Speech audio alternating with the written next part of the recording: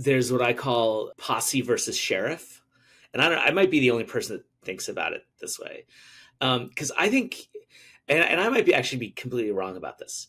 I actually think that venture is too big for people to invest comprehensively. Let's put it that way.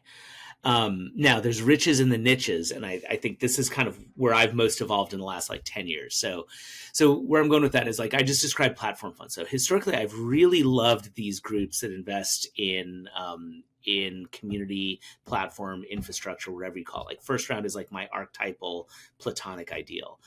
And so for a long time, I like looked to replicate funds like that because I thought the challenge of investing was so vast that you needed to be an intelligent switch at the center of this like broadly distributed network that so you could process the world and get to the right answer. And that was like Data Collective in 2011 when we invested there was kind of that. They had this collective that kind of created great leverage for them.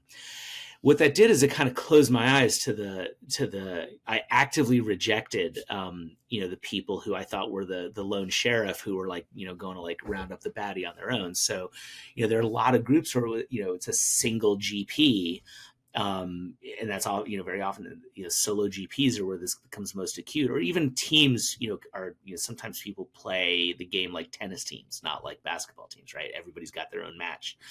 And they're just out there, they're doing their thing. And I thought that was inadequate to the challenge of investing.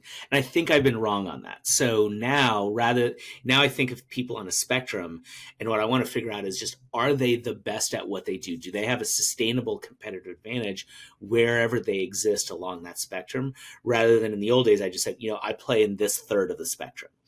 So that's been a big evolution for me in my thinking.